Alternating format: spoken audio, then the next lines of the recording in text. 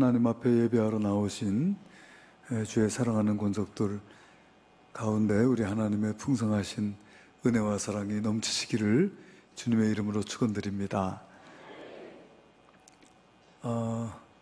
아름답고 건강한 교회를 세우는 것은 우리의 소망일 뿐만 아니라 오늘 우리에게 주신 하나님의 사명이고 이 시대의 소명이 아닌가 하는 그런 생각을 하게 됩니다. 오늘 우리에게 주신 사도행전 13장 1절로 3절까지의 말씀을 함께 상고하는 가운데 더 건강하고 아름다운 교회에 대한 소망이 저와 여러분들 가운데 더욱더 충만하게 되기를 간절히 소원합니다. 사도행전은 크게 세 부분으로 나누어 볼 수가 있는 것 같아요. 우리 예수님께서 사도행전 1장 8절에 말씀하시기를 오직 성령이 너에게 임하면 너희가 권능을 받고 예루살렘과 온 유대와 사마리아와 땅끝까지 이르러 내 증인이 되리라 말씀하셨는데, 사도행전을 보면 복음이 예루살렘에서 온 유대로, 온 유대에서 사마리아로, 사마리아에서 땅끝으로 복음이 전파되어 가는 과정이 기록되어져 있습니다. 사도행전 1장부터 스데반 집사가 순교를 당하는 사도행전 7장까지는 성령 강림 사건 이후에 예루살렘 교회의 태동과 예루살렘 교회의 부흥에 대해서 기록이 되어져 있다고 한다면은 이제 이 스데반 집사의 순교 이후에 예루살렘에 큰 박해가 일어나서 성도들이 온 유대와 사마리아로 흩어진 가운데서 주의 복음이 온 유대와 사마리아로 전파되어진 과정이 기록된 것이 사도행전 8장부터 12장까지 말씀으로 볼 수가 있습니다. 그런가 하면은 오늘 우리가 봉독한 사도행전 13장 1절부터 28장 끝절까지 이제 주의 복음이 이제 온 땅을 향해서, 땅끝을 향해서 안디옥으로부터 시작해서 로마로 전파되어져 가는 과정이 기록되어져 있다고 할 수가 있습니다. 오늘 우리가 봉독한 이 말씀에 보게 되면 사도행전 13장 1절에는 안디옥 교회 일꾼들의 명단이 기록되어져 있습니다. 사도행전 13장 1절에 보니까 안디옥 교회에 선지자들과 교사들이 있으니 곧 바나바와 니게르라는 시몬과 구레네 사람 루기오와 분봉왕 헤롯의 젖동생 마나엔과 및 사울이라. 5명의 일꾼들, 지도자들의 명단이 기록되어져 있습니다. 이 5사람의 명단이 우리에게 많은 것을 시사해 준다 하는 것을 우리가 보게 돼요. 여러분, 바나바는 누군지 기억을 하실 것입니다. 자기의 밭을 팔아 사도들 앞에 발 앞에 두었던 사람이고 예루살렘 교회로부터 위로의 아들이라 하는 별명을 얻을 정도로 많은 사람들을 돌보고 교회로부터 인정받았던 일꾼이죠. 이 바나바가 안디옥에 교회가 세워지고 안디옥에 많은 성도들이 예수를 믿게 되었다고 하는 소식이 예루살렘 교회에 전파됐을 때 예루살렘 교회로부터 파송되어서 안디옥 교회로 가게 됩니다.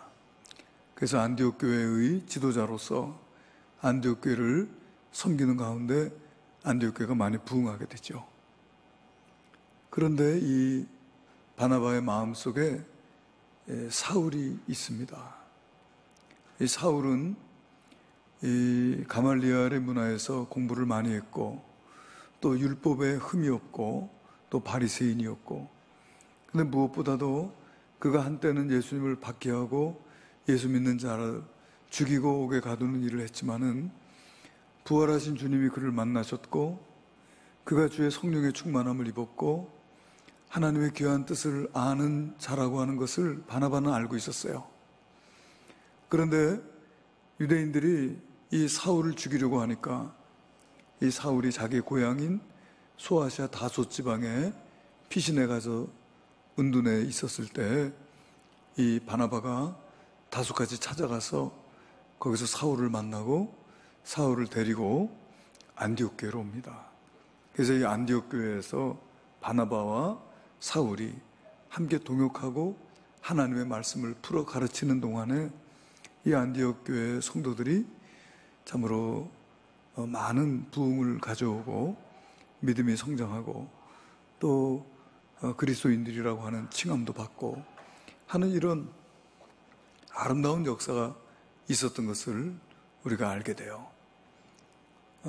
그렇게 이 바나바와 사울에 대해서는 우리가 잘 알고 있습니다. 그런데 그 가운데 세 사람의 이름이 기록되어져 있어요. 그 세 사람의 이름을 보게 되면은 니게르라 하는 시몬, 그리고 또 구레네 사람 루기오, 분봉왕 헤롯의 젖동생 마나엔, 이렇게 세 사람의 이름이 기록되어져 있습니다. 두 사람의 이름, 바나바와 사울의 이름은 익숙하지요. 누군지 기억이 되고, 그런데 중간에 기록된 이 세 사람의 이름은 우리가 잘 기억하지 못하고 생소한 이름입니다. 이것을 통해서 우리가 알 수 있는 것은 뭐냐면은 이 안디옥 교회에 이렇게 새로운 사람들이 일꾼으로 세워지고, 그죠? 안디옥 교회의 지도자로 세워졌던 것을 우리가 알게 됩니다. 참 귀한 일인 것입니다. 열려져 있는 교회, 그리고 누구라도 무시당하거나 소외되지 않는 그런 교회, 그런 교회를 이루고 새로운 인물들이 지도자로 세워질 수 있는 그런 교회가 된다는 것은 참 귀한 일이에요. 믿습니까? 누구에게나 열려져 있는 그런 교회가 되어져야 합니다. 믿습니까? 예. 이 세 사람의 이름을 가만히 살펴보면은 니게르라 하는 시몬은 이름이 두 개예요. 니게르라는 이름도 있고 시몬이라고 하는 이름도 있어요. 그런데 우리가 생각할 때 시몬이라고 하는 이름은 히브리식 이름입니다. 유대인의 이름이에요. 그런데 이 니게르라고 하는 이름은 히브리식 이름이 아니고 헬라식 이름이에요. 그러니까 이 두 이름을 가지고 있는 것을 볼 때 이 사람은 팔레스틴에서 살던 사람이 아니죠.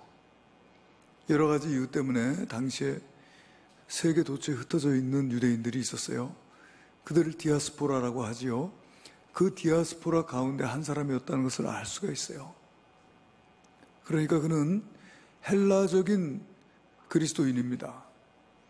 그러니까 유대적인 배경이 아니라 헬라적인 배경을 가지고 있었던 사람이고, 또 이 팔레스틴으로 돌아온 지 얼마 되지 않는 사람인 것을 알 수가 있어요. 그런 사람도 교회 일꾼이 되었습니다. 그리고 그 다음 사람을 보면은 구레네 사람 루기오 그랬어요. 여러분, 구레네 그러면 누가 생각납니까? 그렇죠. 구레네 시몬이 생각나죠. 구레네 시몬이 예수님께서 십자가 지시고 골고다 오르실 때 예수님의 십자가 지고 골고다 올랐던 사람입니다.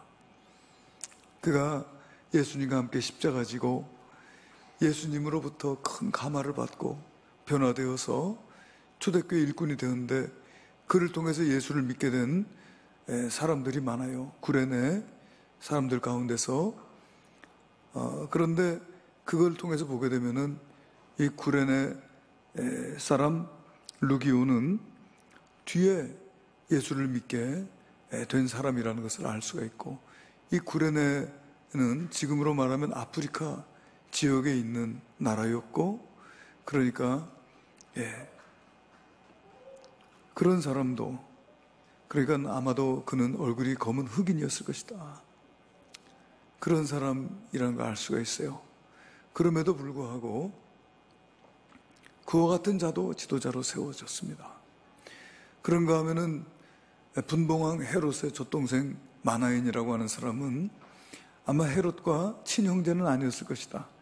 젖동생이라고 한 거 보니까 친동생은 아니었지만은 그 어머니의 젖을 함께 먹고 자란 헤롯 왕가의 일원이었을 것이다.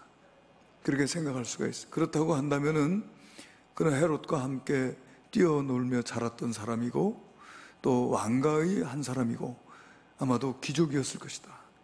그런 아주 서로 다양한 어떤 출신과 그런 어떤 사회적인 신분을 가진 사람들이었어요.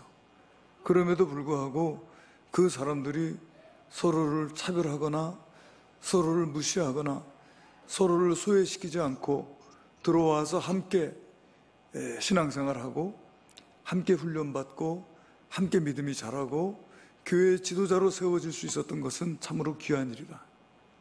할렐루야. 어떤 교회든지 그 교회에 어떤 기득권층이 있어서 새로운 사람들을 무시하거나 또는 소외시키거나 하는 일들이 있다면은 그와 같은 교회는 예수 그리스도의 생명력이 없는 교회예요. 할렐루야. 누구나 와서 함께 할 수 있고 누구나 함께 와서 훈련받을 수 있고 누구나 함께 와서 일꾼으로 세워질 수 있는 그런 교회가 주님의 교회인 줄로 믿습니다. 그래서 이 안디옥 교회는 이런 교회였구나 한가할 수가 있어요. 열려져 있는 교회예요. 그와 같은 것을 오늘 이 말씀을 통해서 우리가 알 수가 있습니다. 그와 같은 일꾼들이 세워졌기 때문에 바나바와 사울이 선교사를 나갈 수가 있는 거예요. 바나바와 사울은 안디옥 교회의 주축입니다. 그들은 안디옥 교회의 핵심적인 인물이에요. 그럼에도 불구하고 그들이 선교사로 나갈 수 있는 것은 그들이 새로운 일꾼들을 양육했고 새로운 일꾼들이 지도자로 세워졌기 때문입니다. 아멘.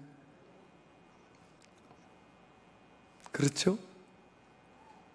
그래서 우리 예수님께서도 이 땅에 계실 때 예수님께서 다니시면은 수많은 사람들이 예수님을 따라다녔습니다.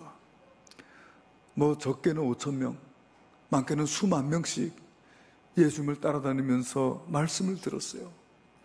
예수님께서 또 각색 병자를 고치시고 귀신 들린 자들을 온전케 하시는 사역을 하시고 가는 곳곳마다 천국 복음을 가르치시고 전파하시고 그렇게 하셨습니다. 그런데 예수님께서 뭐가 또 부족하셔가지고 12명의 제자를 따로 세우시고 그 12명의 제자를 훈련하셨어요. 많은 무리들을 돌려보낸 뒤에는 예수님께서 그 12명들과 함께 다니시면서 먹고 마시고 자고 그렇게 그 12명을 훈련시키셨어요. 결국 우리 예수님께서 십자가 지시고 부활승천하신 뒤에는 그 12명의 제자들이 예수님의 십자가와 부활을 전하는 증인들이 되었습니다.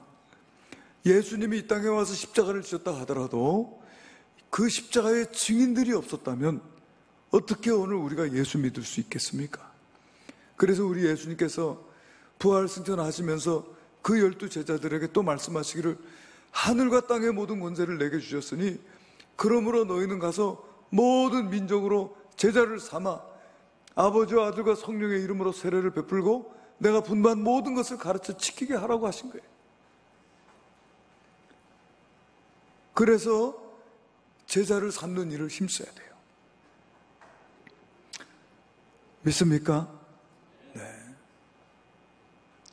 내가 제자 되고 제자 삼는 일을 힘써야 합니다. 우리 예수님의 지상명령이 제자 삼으라는 거예요. 근데 제자를 안 삼잖아요. 그 한국교회의 문제가 그겁니다. 예수님의 지상명령이 제자 삼으라는 것인 줄 알면서도 제자를 안 삼아. 그게 우리 한국교회의 문제인 것 같아요. 그래서 우리 인동교회는 제자 삼는 교회, 할렐루야, 되어야 될 줄로 믿습니다. 여러분 제자가 누굽니까? 저의 제자는 아무개입니다. 이렇게 대답할 수 있는 자들이 되어야 돼요. 아멘 하세요. 아멘. 크게 하세요. 아멘. 아멘. 아멘. 나보다도 작아요. 내 목감기 걸렸는데도 나보다도 작아요.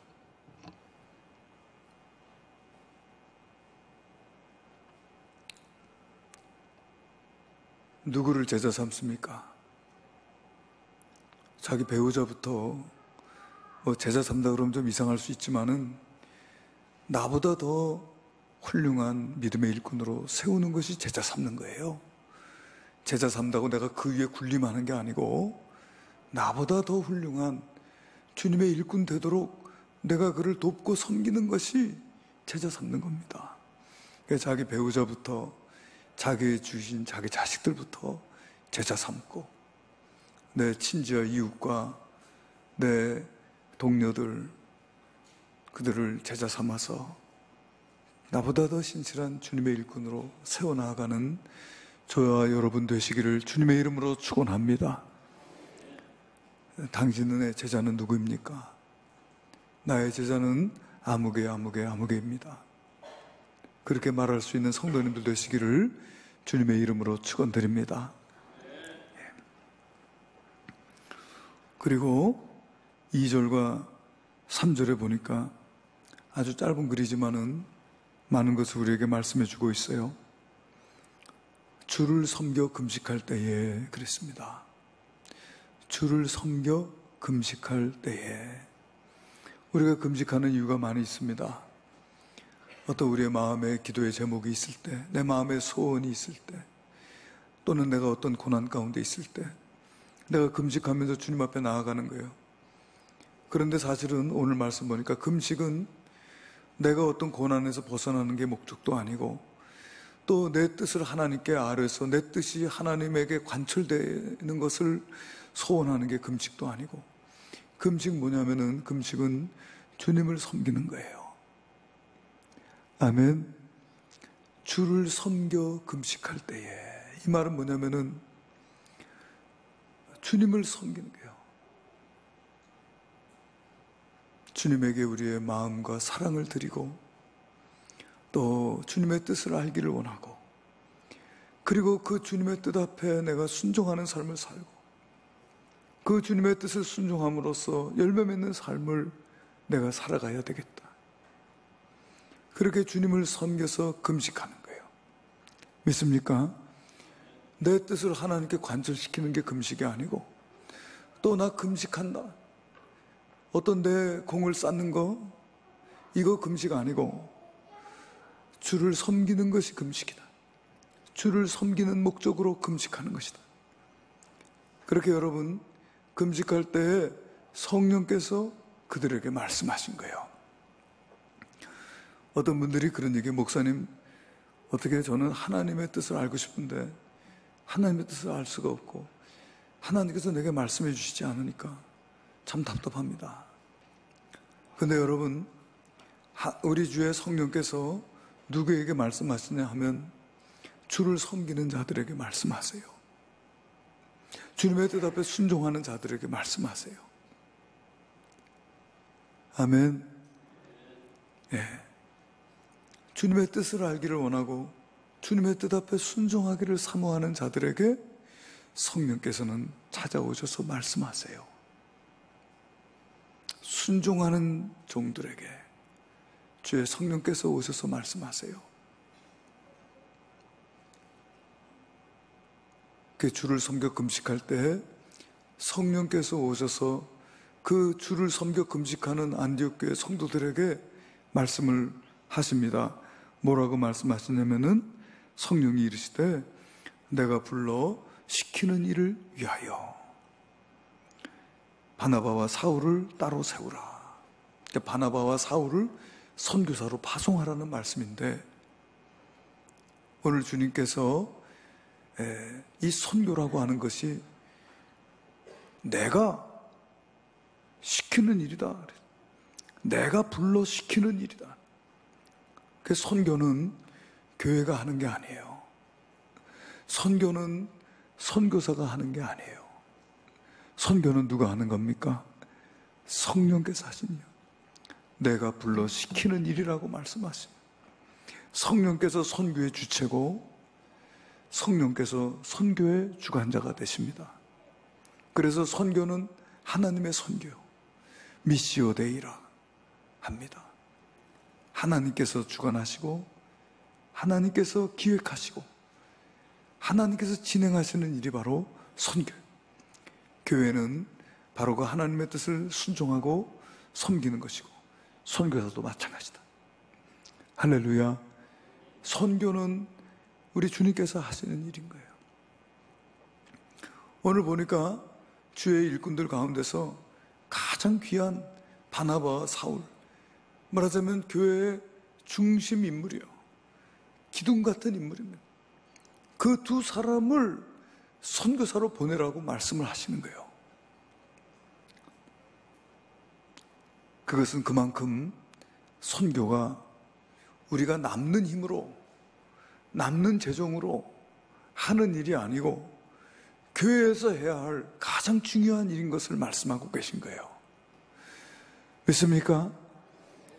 우리가 사용하고 남는 예산으로 선교하는 게 아니고, 우리가 남는 여력으로 선교하는 것이 아니고, 가장 핵심 인물, 가장 귀한 물질로 하는 것이 선교라는 사실을 기억해야 합니다. 선교가 그만큼 중요한 일이고 교회의 핵심 사역이 바로 선교라고 하는 사실을 우리가 기억해야 합니다. 여러분, 이 선교라고 하는 것이 예루살렘 교회가 선교하지 못하고 안디옥 교회가 최초로 선교사를 파송하는 교회가 되었어요. 예루살렘 교회는 베드로의 설교를 통해서 3,000명, 5,000명씩 세례받고 교회로 찾아왔습니다. 아마도 수만 명 성도들을 이룬 교회예요. 그런데 이방 땅을 향해서 선교사를 파송한 교회는 예루살렘 교회가 아니고 안디옥 교회예요. 그러니까 하나님께서 이 선교의 사역을 위해서 예루살렘 교회를 사용하시는 것이 아니고 안디옥 교회를 사용하셨는데 거기엔 이유가 있습니다. 이 예루살렘 교회는 굉장히 과거지향적이고 그리고 보수적인 교회였어요. 왜냐하면 예루살렘 교회는 많은 그 성도들 가운데서 히브리적 사고를 가지고 있는 성도들이, 그러니까 이방인들도 예수를 믿을 수 있다는 것을 잘 받아들이지 못해. 결국은 베드로가 고넬료 집의 사건을 통해서 하나님께서 이방인들에게도 성령을 주시더라 하는 이야기를 듣고 나서 사도행전 15장에 가서야 비로소 이방인들에게 대한 하나님의 선교를 인정했어요. 예루살렘 교회는 그랬습니다. 그러면서 이방인들도 예수 믿으려면은 할례를 받아야 되고 또 율법을 지켜야 된다. 그렇게 주장을 하면서 이방 선교에 대한 걸림돌이 되는 거예요. 그러니까 이방인들에 대해서 마음이 열려져 있지 않다는 것이죠. 상대적으로 안디옥 교회는 이방인들에 대해서 마음이 열려져 있어요. 루기오 또는 니게르를 하는 시몬과 구레네 사람 루기오, 이 사람들 이방인들입니다. 그 이방인들에게도 헤롯의 젖동생 마나엔 이방인이에요. 그럼에도 불구하고 그와 같은 자들이 함께 할 수 있고 지도자로 세워질 수 있을 만큼 열려져 있는 교회, 그리고 안디옥 교회에서 예루살렘 교회가 어렵다는 말을 듣고 예루살렘 교회에 부조를 보내고 하는, 이렇게 주님의 사랑을 가지고 헌신하고 그 사랑을 실천할 수 있는 그런 교회가 되었을 때 하나님께서 예루살렘 교회가 아니라 안디옥 교회를 사용하셔서 세계 선교의 문을 여셨다는 것입니다. 할렐루야.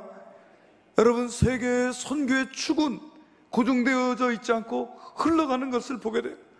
예루살렘 교회에서 안디옥 교회로, 안디옥 교회에서 로마로, 로마에서 영국으로, 영국에서 미국으로, 미국에서 한국으로, 이렇게 주님의 그 선교의 그 축이 움직여져 가고 있는 것을 보게 돼요. 그러니까 주님 앞에 쓰임받는 교회, 그 어떤 교회냐? 쓰임받는 교회. 이처럼 주를 섬겨 금식하고 또 마음이 열려져 있고 또 헌신하고 사랑할 수 있는 그런 교회들, 그런 교회들 우리 주님께서 선교의 축으로 사용하실 줄로 믿습니다. 그래서 우리 인동교회는 앞으로 선교하는 교회. 그래서 우리가 해마다 비전 트립을 가는 것도 하나님, 우리 가운데 또 이 비전 트립을 가는 또 우리 성도들 가운데, 우리 학생들 가운데 장기 선교사로 헌신하는 자들이 나오게 하시고 또 이 선교지를 통해서 주님의 마음을 알게 하시고 또 우리 인동교회 장기적인 선교의 비전을 가질 수 있도록 인도해 달라고 하는 그런 마음으로 이렇게 우리가 선교를 가고 있습니다. 선교는 우리의 남는 힘으로 하는 게 아니고 우리가 해야 할 가장 중요한 사역이라고 하는 사실을 저와 여러분이 늘 기억하고 이 일을 위해서 힘써야 될 줄로 믿습니다. 그래서 이 바나바와 사울을 따로 세우라 하니까 안디옥 교회에서 그 말씀 앞에 순종합니다. 순종하는데 보니까 이에 금식하며, 이게 순종하는 거예요. 세우라 하시니 이에 기도하며. 순종하는 교회예요. 왜 바나바하고 사울입니까? 그 사람들 우리 교회 꼭 필요합니다. 이렇게 하나님 앞에 말대답 안 하고 그냥 이에 순종하는 모습. 말씀하시니 순종하는 겁니다. 그와 같은 순종의 모습으로 금식하며 기도하고 두 사람에게 안수하여 보냈다. 그냥 보낸 게 아니고 기도하고 금식하고 안수하고 그렇게 보냈다. 저는 오늘 이 말씀을 보면서 참 마음이 많이 아팠습니다. 왜냐하면 우리가 필리핀의 인원교회를 개척하고 또 인동 동부교회를 개척하고 이렇게 했는데 참 좋은 그런 열매들을 좀 보기를 바랬지만은 좋지 않은 소문들이 들려옵니다. 그런데 오늘 주님께서 저한테 그런 말씀을 하세요. 그들을 위해서 얼마나 기도했냐고 그렇게 저에게 물어보십니다. 그들을 보내놓고서 얼마나 기도했냐고. 또 오늘 여기 보니까 이에 금식하며 기도하고 두 사람에게 안수하여 보냈다. 여러분, 아이를 낳았으면은 그 아이를 그저 방치해 놔서는 그 아이가 자라갈 수 없는 것을 우리가 압니다. 어떻게 보면 아이를 낳은 이후에 정말 힘든 거예요. 이번에 그 박지성 해설위원으로 월드컵을 해설도 하고 있지만은 자기 아이 돌보는 게 더 힘들다, 그런 얘기를 합니다. 여러분, 아이를 낳았으면 돌봐야 합니다. 아이가 아픈지 잘 자라고 있는지 돌아보고, 그렇잖아요? 아이가 아프면 어떡합니까? 새벽이라도 아이를 안고서 응급실로 달려가고 밤잠을 자지 못하고 아이의 머리에 물수건을 올려가면서 돌봐주고, 그것이 부모 아닙니까? 그 같은 마음으로 돌보고 양육해서 자녀들이 자라가는 것이 아닙니까? 이게 오늘 여기 보니까 이에 금식하며 기도하고 그들에게 안수하고. 여러분, 초대교회 때 안수 집사들 7명의 주의 일꾼들도 세워질 때 여러분, 그들이 이미 다 성령 충만한 자들이었지만은 사도들이 그들에게 안수하고 일꾼을 세운 것을 보게 돼요. 여러분, 안수는 사람이 하지만은 그 사람의 손을 통해서 주님께서 역사하시는 줄로 믿습니다. 그래서 우리가 목사를 세울 때, 장로를 세울 때, 안수집사, 권사 세울 때 안수하는 거예요. 그 안수라고 하는 게 여러분, 인효론, 사효론 이런 말이 있어요. 인효론이라고 하는 건 뭐냐면은 안수 준 사람이 효과가 있느냐, 인효론 아니라는 거예요. 안수 준 사람이 아니에요. 사효론, 안수 받았다는 사건이 중요한 것이다. 설사 내게 안수해 준 사람이 나중에 배교를 하고 예수를 부인하고 배교를 했더라 하더라도, 이단과 사이비로 넘어갔다 하더라도 그거 상관없다는 거예요. 나는 그 사람에게 안수받은 게 아니라 하나님께 받은 것이다. 아멘. 그것이 안수입니다. 나 누구한테 안수받았다고 자랑하는 거, 그거 올바른 신앙 아니에요. 내가 하나님께 안수받았다고 고백하는 거예요. 그 초대교회 안수받은 스데반 집사는 주의 복음 전하다가 영광스럽게 첫 순교자가 되었습니다. 그때 안수받았던 빌립 집사는 사마리아의 놀라운 그 복음의 부흥의 역사가 나타날 때 귀하게 종으로 쓰임받은 그런 사람이 되었습니다. 안수받은 주의 종들이 그렇게 역사하고 주님의 뜻을 이룰 수가 있는 것이죠. 그렇게 해서 이 바나바와 사울이 그 안디옥 교회의 금식기도, 또 기도하며 안수하는 그 같은 기도를 받고 선교사를 나가고 있는 그런 모습들을 우리가 보게 됩니다.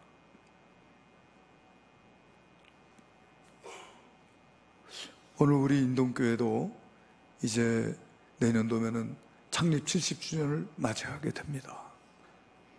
창립 70주년이 되었다는 것은 굉장히 자랑스럽고 기쁜 일이에요. 그러나 중요한 것은 뭐냐면은 우리가 날마다 새로워져야 한다는 사실입니다. 아멘 하십시오. 우리가 70년의 전통을 자랑하면서 날마다 새로워지지 않는다면 그것은 죽어가는 교회일 뿐인 거예요. 교회는 날마다 새로워져 가야 하고 리포음드 처치, 리포밍 처치가 되어야 합니다. 여러분, 그 영덕에 가면은 대게가 있잖아요. 대게 드셔보셨나요?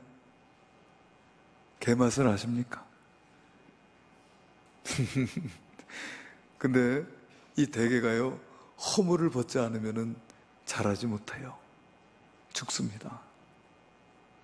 근데 이 게라는 것이 그 생긴 모양상 볼 때 허물 벗는 게 얼마나 어렵겠습니까? 그 몸통부터 다리까지요. 그 허물을 벗는 과정이 굉장히 위험한 과정이라고 그래요. 허물을 벗다가 벗지 못해서 중간에 죽는 개들도 많고, 허물을 벗는 과정에서 잡혀 먹히는 그런 개들도 많답니다. 그럼에도 불구하고 허물을 벗지 않으면 자라지 못하고 허물을 벗지 않으면 죽어요. 그래서 허물을 벗습니다. 뱀도요, 허물을 벗어야 자랍니다. 허물을 벗지 않으면 자라지 못합니다. 근데 허물을 벗는 것은 그 과정이 힘들고 복잡해요. 그 머리끝부터 발끝까지 허물이 일어나면은 눈도 뿌옇고 안 보여요. 굉장히 위험한 기간입니다. 그런데 그 위험한 기간을 온 몸을 애를 써서 그 허물을 벗고 나야만 뱀이 자라는 거예요. 여러분, 매도 그렇다 하지 않습니까? 솔개도 한 40년쯤 살면은 그 깃털이 다 헤어지고 부리도 꼬부라지고 손 발톱도 다 너무나 길게 자라가지고 사냥을 하기에 적합하지가 않다는 거예요. 그러면 한 40년 된 이 솔개가 선택을 해야 한답니다. 이대로 죽을 것이냐 아니면은 새롭게 살 것이냐. 그래서 높은 산에 올라가서 그곳에서 자기 깃털을 다 뽑는답니다. 자기 깃털을 다 뽑고 새 깃털이 자라기를 기다려. 그리고 자기 꼬부라진 그 부리를 돌에 짓지어 가지고 그 부리를 다 뽑아버린답니다. 그래서 그 부리에서 새로운 부리가 자라는 거예요. 그 새롭게 자란 부리를 가지고 자기 발톱을 다 쪼아서 뽑아버리면 그 고통의 과정을 겪게 되지만은 그러나 거기서 새로운 발톱이 나와서 새롭게 태어난 솔개가 되어 또다시 40년을 살아갈 수가 있다는 것이에요. 여러분, 우리 인동교회도 그와 같은 이제 창립 70주년 하나님께서 우리에게 주신 큰 축복인데, 이것이 왜 축복이냐 하면은 우리에게 허물을 벗는 축복이 될 줄로 믿습니다. 우리 낡아져 버린 깃털을 다시 뽑아버리고 다시 새롭게 되어지는 그런 전환점으로 삼아야 되겠다. 그런 전환점이 될 때에 우리 인동교회가 또 다른 70년을 하나님의 선교의 도구로, 하나님의 영광의 도구로 쓰임받는 교회가 되리라고 믿습니다.